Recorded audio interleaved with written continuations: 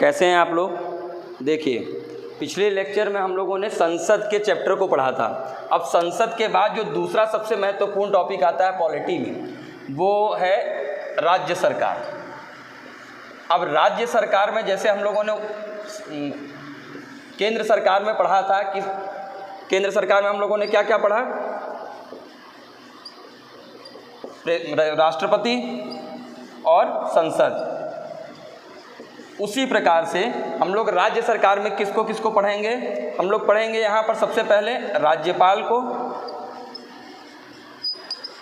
और दूसरा क्या पढ़ेंगे? राज्य विधानमंडल।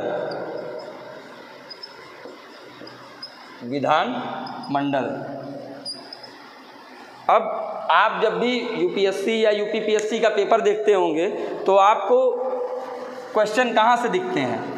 पॉलिटी में अक्सर आपको दिखेंगे संसद से अच्छे खासे क्वेश्चन, उसके बाद संसद के बाद आपको राष्ट्रपति से दिखते हैं। उसी तरीके से अब राज्य सरकार भी उतना ही महत्वपूर्ण है जितना संसद था। और अमूमन आपको चाहे प्रीलिम्स हो चाहे मेंस हो, इवन आपको इंटरव्यू में और यहाँ तक कि आपको एसे में भी मदद करते हैं ये टॉपिक। जैसे राज्यपाल, राज्यपाल को आप देखेंगे कि क्या है, आप एमसीक्यू में देखेंगे ही प्रीलिम्स में आपको। उसके बाद क्या होगा, मेंस में पूछेगा कि राज्यपाल जो हैं वो क्या कठपुतली की तरह हैं या उनकी वास्तविक भूमिका क्या है, या फिर आप देखते हैं तो राज्यपाल के वास्तविक भूमिका को पूछेगा, कार्यपालिका शक्ति पूछेगा। इस टाइप के वो मेंस में हो चाहे प्रीलिम्स हो, हर जगह वो पूछेंगे ही। दूसरा महत्वपूर्ण टॉपिक होता है राज्य विधानमंडल। जैसे हम लोगों ने संसद को पढ़ा है उसी तरीके से हमें राज्य विधानमंडल को भी पढ़ना पड़ेगा। ठीक है, तो आइए हम लोग शुरू करते हैं पहले टॉपिक से, राज्यपाल।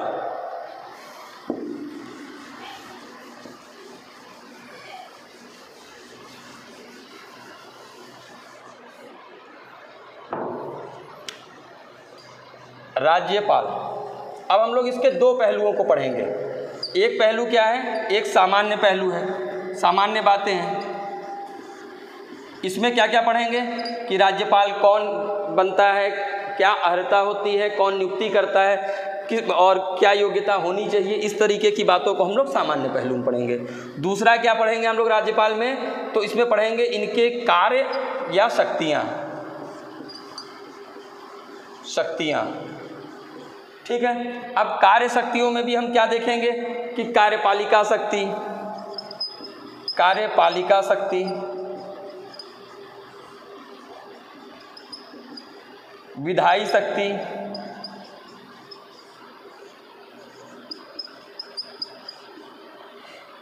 न्यायिक शक्ति,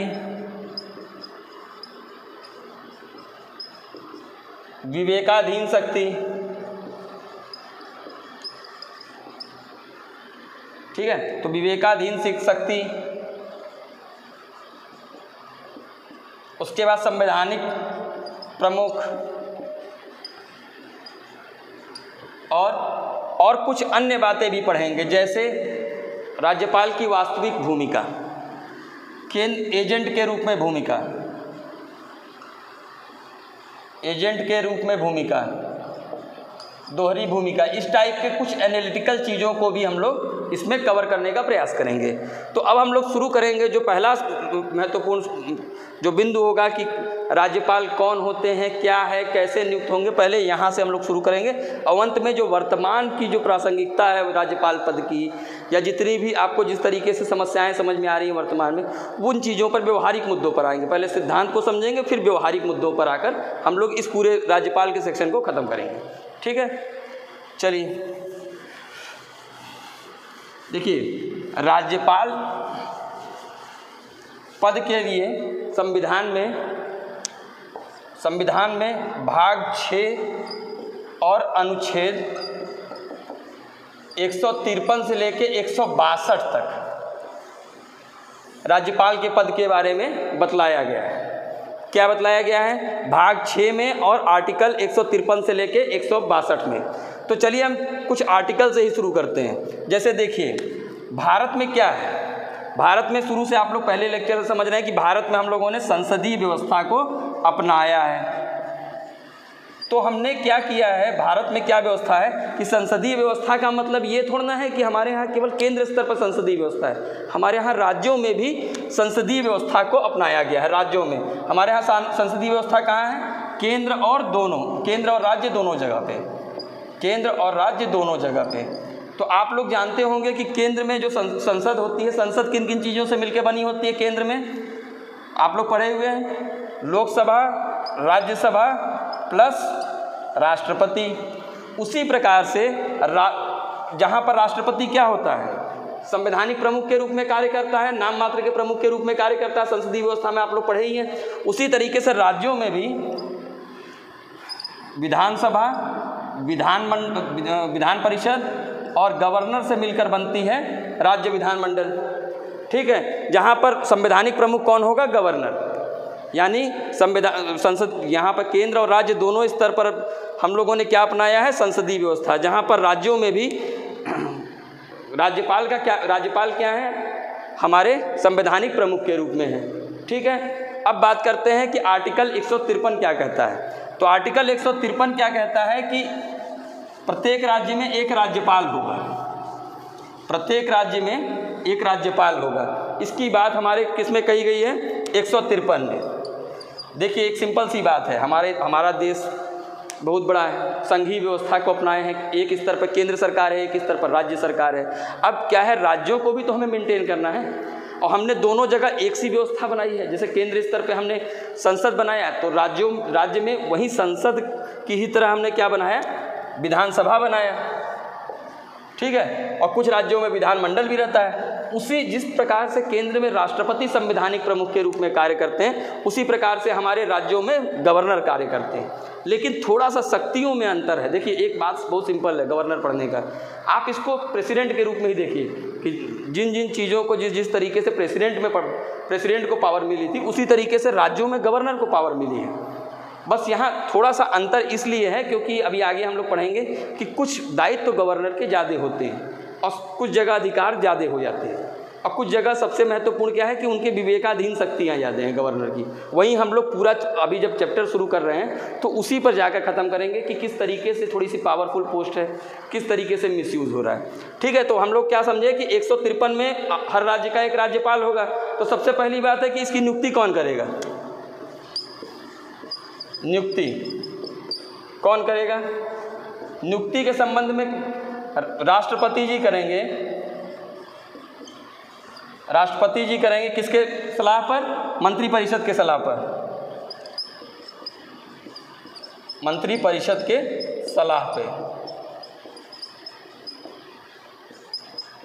सभी राज्यों के राज्यपाल की नियुक्ति कौन करेगा, राष्ट्रपति करेंगे, किसके सलाह पर, मंत्रिपरिषद के सलाह पे। लेकिन अब नियुक्त होने के लिए कुछ योग्यता होनी चाहिए।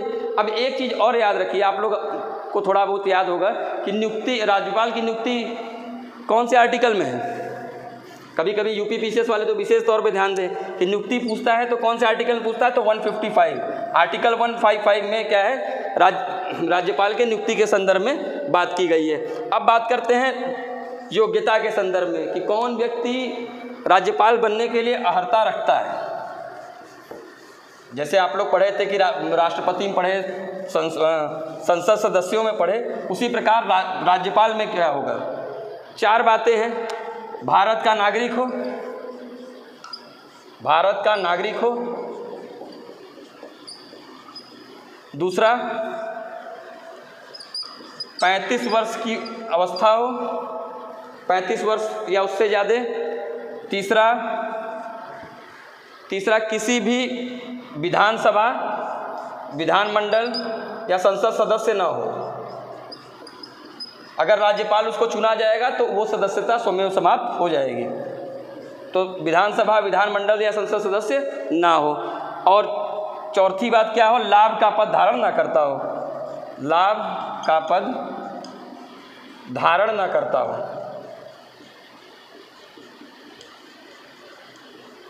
अब देखिए, ये इनके योग्यता के संबंध में बात हो गई। अब ये योग्यता कौन से आर्टिकल में है,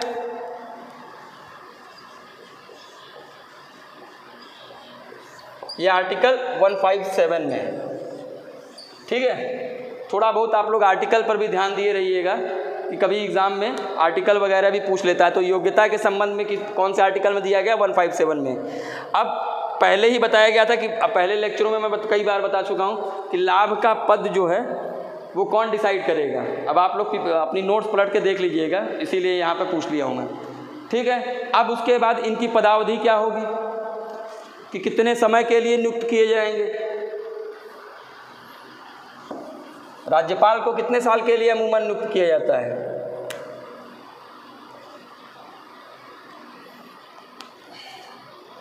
अमूमन इनको 5 साल के लिए नियुक्त किया जाता है, लेकिन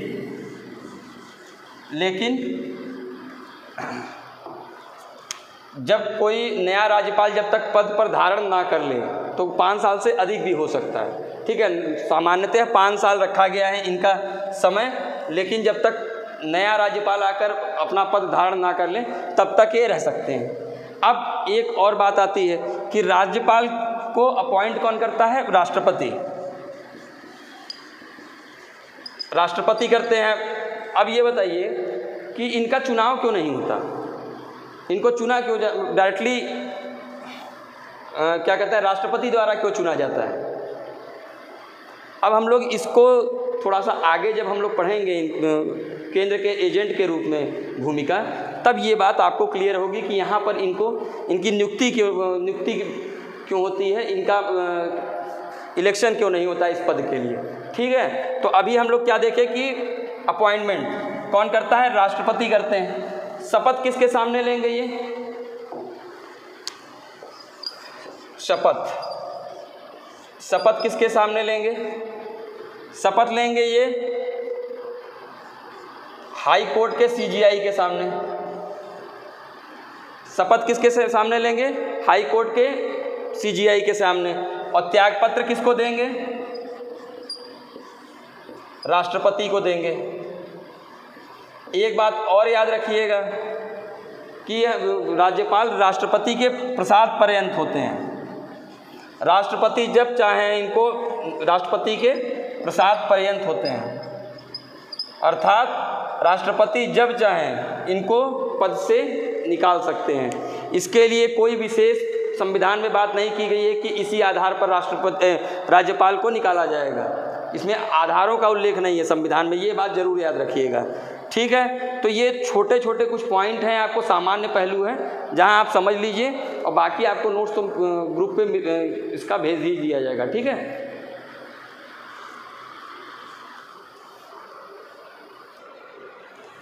अब देखिए यहाँ पर अब इनके शक्तियों के बारे में थोड़ी सी बात कर ली जाए, ठीक है। अब चूंकि हम लोग जानते हैं कि भारत में कैसी व्यवस्था अपनाई गई है, संसदीय व्यवस्था अपनाई गई, वो भी केंद्र और राज्य दोनों स्तरों पे। तब हम लोग बात करते हैं संवैधानिक शक्तियाँ। अब जब केंद्र और राज्य दोनों स्तरों पर, केंद्र और राज्य दोनों स्तरों पर संसदीय व्यवस्था को अपनाया गया, तो यहाँ पर क्या है, संसदीय व्यवस्था में जो राज्यपाल है वो नाम मात्र का प्रमुख होता है। राज्यपाल नाम मात्र का प्रमुख जैसे राष्ट्रपति होते थे, लेकिन उन्हें अन्य संवैधानिक शक्तियां भी प्राप्त हैं। जैसे राज्यपाल अपने समस्त कर्तव्यों राज्य की समस्त कार्यपालिका शक्ति किस में निहित रहेगी? राज्यपाल में निहित रहेगी। राज्यपाल में समस्त कार्यपालिका शक्ति निहित रहेगी। इसका मतलब क्या हुआ? कार्यपालिका शक्ति निहित रहेगी का क्या मतलब हुआ कि जितने भी राज्य में काम किए जा रहे हैं सभी के सभी राज्यपाल के नाम पर ही किए जाएंगे। जैसे राज्यपाल क्या क्या करेगा? जो संवैधानिक रूप से मुख्यमंत्री की नियुक्ति करेगा, मुख्यमंत्री तथा अन्य मंत्रियों की नियुक्ति, अन्य मंत्रियों की नियुक्ति,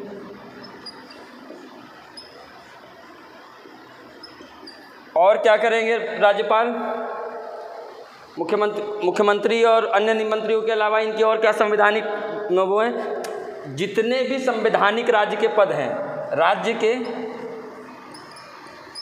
संवैधानिक पदों के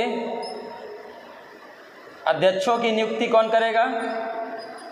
राज्यपाल करेंगे। जैसे जैसे राज्य लोक सेवा आयोग के अध्यक्ष की नियुक्ति। अभी यूपी में भी लोक सेवा आयोग के अध्यक्ष नए आए हैं, उनका क्या नाम है? राज्य लोक सेवा आयोग अध्यक्ष की नियुक्ति, राज्य वित्त आयोग के अध्यक्ष की नियुक्ति, राज्य वित्त आयोग और राज्य वित्त आयोग के बाद राज्य चुनाव आयोग के अध्यक्ष की नियुक्ति, चुनाव आयोग। ठीक है, इन पदों पर यह क्या करते हैं? नियुक्ति करने का अधिकार किसका है? राज्यपाल का। लेकिन एक बात यहाँ पर याद रखने लायक है कि संविधान में ऐसा कुछ नहीं बताया गया था राज्यपाल से कि राज्यपाल के लिए कि ये अपने समस्त कार्यपालिका शक्ति का प्रयोग मंत्रिपरिषद के सलाह पर ही करेंगे। लेकिन सुनील बोस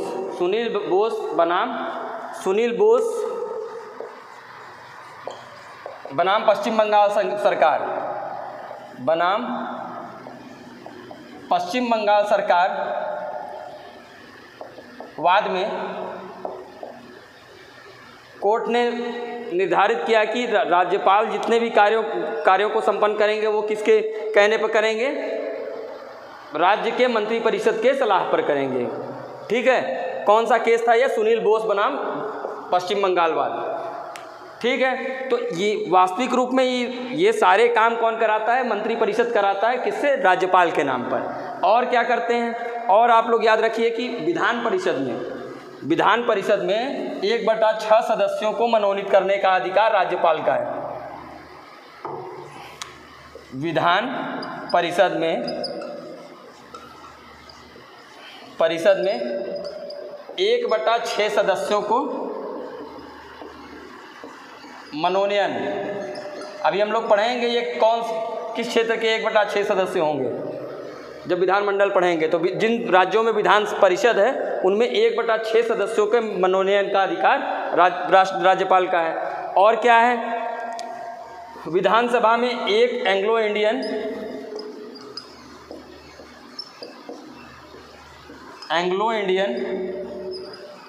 के मनोनयन का अधिकार।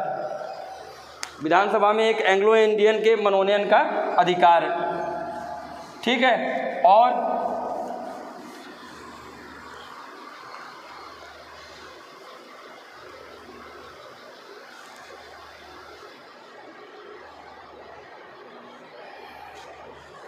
आर्टिकल 330 के तहत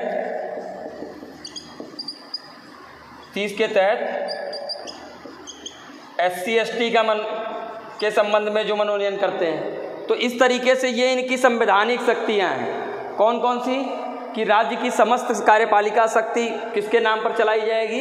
राज्यपाल के नाम पर चलाई जाएगी। यही क्या करेंगे? मुख्यमंत्री हो, चाहे मंत्रिपरिषद हो, मंत्रीगण हो, सभी की नियुक्ति राज्यपाल करेंगे। राज्यपाल और क्या करेंगे? राज्यपाल जितने भी संवैधानिक प्रमुखों की नियुक्ति है राज्य के संबंध में, उनकी नियुक्ति करेंगे। जैसे आपका राज्य निर्वाचन आयोग, राज्य लोक सेवा आयोग के अध्यक्ष की नियुक्ति, राज्य वित्त आयोग के अध्यक्ष की नियुक्ति, राज्य चुनाव आयोग के अध्यक्ष की नियुक्ति। उसके अलावा विधान परिषद में 1/6 सदस्यों का मनोनयन करने का अधिकार। साथ ही एक एंग्लो इंडियन का मनोनयन करने का भी अधिकार किसके पास आ जाता है? राज्यपाल के पास आता है, जो इनकी संवैधानिक शक्ति के रूप में है। ठीक है, अब आते हैं दूसरी शक्तियों के बारे में। संवैधानिक शक्तियाँ, कार्यपालिका शक्तियाँ काफ़ी मिलती जुलती हैं, इसलिए कंफ्यूज भी मत होइएगा।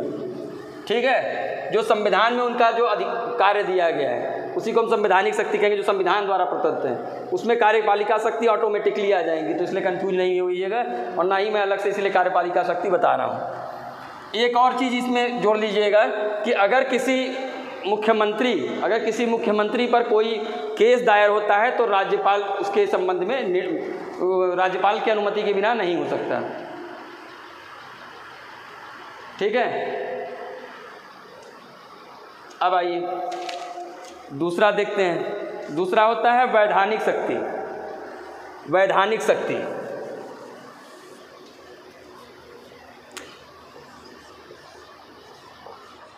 वैधानिक शक्ति। इसमें क्या है, देखिए आप लोग जानते हैं कि राज्यपाल जो है, राज्यपाल विधानमंडल का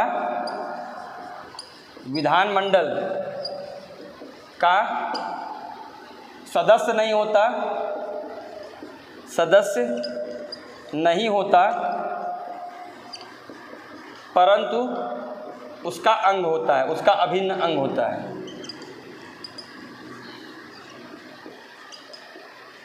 इस टाइप का स्टेटमेंट भी आपको एमसीक्यू में आ सकता है, अभिन्न अंग होता है। जैसे देखिए, विधानमंडल का मतलब होता है विधानसभा प्लस विधान परिषद, विधानसभा प्लस विधान परिषद, ठीक है। अब इस विधानमंडल का सदस्य तो नहीं है, नो डाउट। अब ऐसा तो नहीं है कि राज्यपाल विधायक होते हैं या उसके वो जाते हैं चुनाव लड़ते हैं विधायिका का और जाकर उसके बाद इस राज्यपाल बनते हैं, ऐसा तो होता नहीं है। वो इसके सदस्य तो होते नहीं हैं, लेकिन अंग जरूर होते हैं। वो कैसे? क्योंकि अगर जो यहाँ से विधानसभा और विधान परिषद से जो कानून बनकर पास होता है, विधेयक पास होता है, उस विधेयक पर अंतिम हस्ताक्षर किसको करना है? अंतिम हस्ताक्षर करना है राज्यपाल को, राज्यपाल करेंगे। और राज्यपाल के हस्ताक्षर के बिना, साइन के बिना कानून बन ही नहीं सकता, कानून बन ही नहीं सकता। इसीलिए इनको अभिन्न अंग माना गया है। तो इस टाइप का अगर एसेशन रीजनिंग टाइप के क्वेश्चन हो जाएं तो वो याद रखिएगा। और यही इनकी वैधानिक शक्ति है कि इनके साइन किए बिना कोई भी विधेयक कानून का रूप धारण नहीं कर सकता है, ठीक है। दूसरी बात और एक देख लीजिए कि अब जैसे जितने कुछ रिपोर्ट भी रखवाते हैं, जैसे एक तो होता है कि बिना इनके आज्ञा के कोई भी विधेयक कानून नहीं बन सकता। दूसरा इनका क्या है?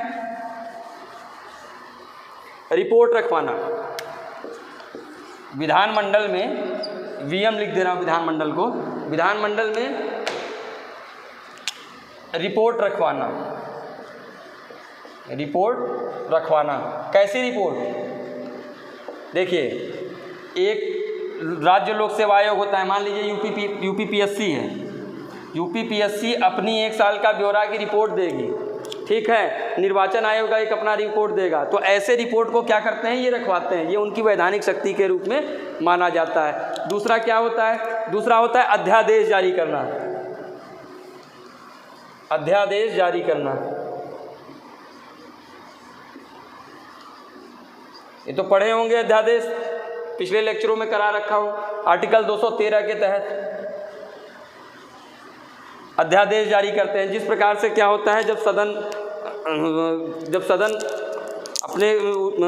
सदन चर्चा में नहीं होती है, यानी सदन स्थगित होती है, उस पीरियड में अगर कानून की आवश्यकता होती है तब मंत्रिपरिषद के सलाह पर राज्यपाल अध्यादेश जारी कर सकता है। अब तीसरी बात क्या होती है कि अध्यादेश के अलावा और क्या होगा? अब जैसे लाभ के पद के संबंध में कई बार अगर ECI election commission of India किसी कोई विवाद हो जाता है किसी विधानमंडल के चुनाव में, तो ऐसे विषयों में राज्यपाल उनको सलाह दे सकता है या ले सकता है, उस पर निर्णय कर सकता है लाभ के पद के संबंध में। तो ये सारी इनकी वैधानिक शक्तियाँ। कौन कौन सी वैधानिक शक्तियाँ हुई? पहली हुई कि इनके हस्ताक्षर किए बिना कोई भी विधेयक कानून का रूप धारण नहीं कर सकता, यानी कानून नहीं बन सकता। दूसरी चीज़ क्या होती है कि जो संवैधानिक संस्थाएं हैं, जैसे यूपी राज्य लोक सेवा आयोग, निर्वाचन आयोग, इस टाइप के जो आपके संस्थाएं हैं, वो जो अपनी रिपोर्ट साल भर की सबमिट करती हैं, वो विधानमंडल के पटल पे रखवाते हैं, ठीक। उसके बाद अध्यादेश। अध्यादेश क्या होता है? एक तरीके का कानून ही होता है, शॉर्ट टर्म।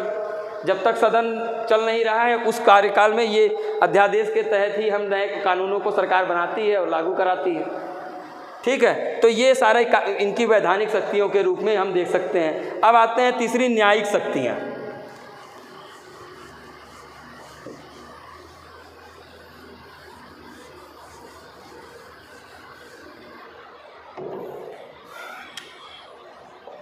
न्यायिक शक्तियाँ।